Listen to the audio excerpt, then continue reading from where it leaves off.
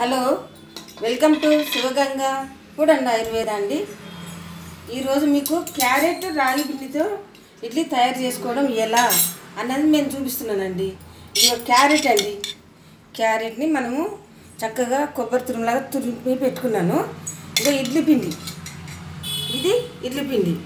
ఈ ఇడ్లీ పిండిలో ఏం చేయాలంటే ఈ క్యారెట్ తురిమేసేయాలండి. మనం ఇలా వేసేసుకోవాలి, ఎందుకంటే ఇది పిల్లలు కూడా చాలా మంచిది. అందుకని ఇలా వేసేసుకోవాలి. వేసుకున్నాం కదండి. ఇప్పుడు ఏం చేయాలంటే దీంట్లో 1 స్పూను రాగి పిండిని యాడ్ చేయాలి. ఇంత యాడ్ చేయాలండి. ఇది కూడా చాలా టేస్ట్ వస్తుంది, మళ్ళీ పిల్లలు కూడా మంచిది, కాల్షియం ఉంటుంది కదా. అందుకని 1 స్పూను రాగి పిండి యాడ్ చేసినానండి. యాడ్ చేసి ఇలా కలిపేసుకోవాలి మనం.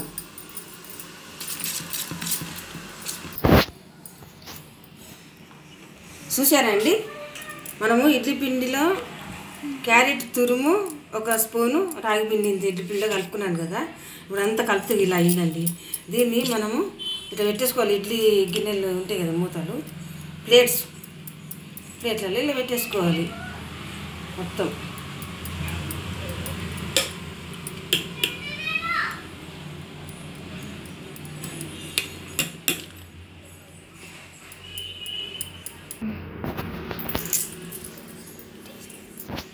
చూడండి, ఇడ్లీ ఇలా పెట్టేసుకున్నాను మొత్తం ప్లేట్లలో, ఇడ్లీ ప్లేట్లలో.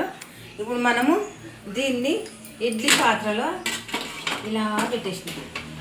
చూసారండి, పెట్టేసి దీని మీద మూత పెట్టేసిన తర్వాత ఏం చేస్తారండి తెలుసు కదా, స్టవ్ అంటించేసిన ఇడ్లీ ఉడుకుతూ ఉంటుంది. అది చేసుకోవచ్చు. ఇడ్లీని తురమడానికి ఎదుగురండి. ఇగో ఈ చిన్నది ఒకటి ఉంది, కొబ్బరి తురుము.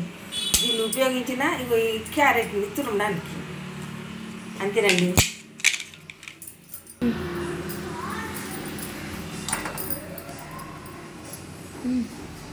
హలోనండి, ఇప్పుడు ఇడ్లీ రెడీ అయిపోయింది. ఇప్పుడు 20 మినిట్స్ అయిందండి. ఒక 10 మినిట్స్ కొంచెం హై మీద పెట్టాను, తర్వాత ఒక 5 మినిట్స్ సిమ్ మీద పెట్టినా.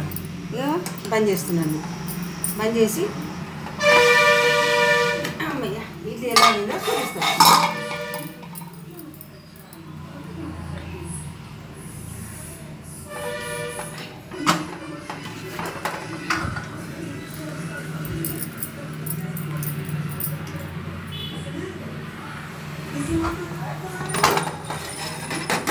ఇదిగోనండి, వేడి వేడి క్యారెట్ రాగి పిండి ఇడ్లీ రెడీ.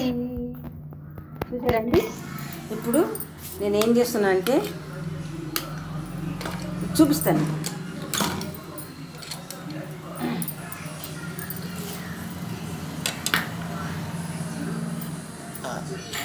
మా మనమడికి ఇష్టం అండి, వీళ్ళు వేసేస్తున్నాను.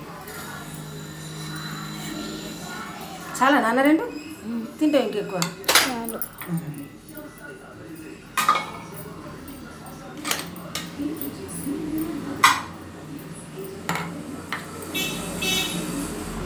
ఒక ఫోటో తీద్దాం రా, మంచిగా ఉంటుంది. ఫోటో పెడితే ఇలా ఎత్తేద్దాం.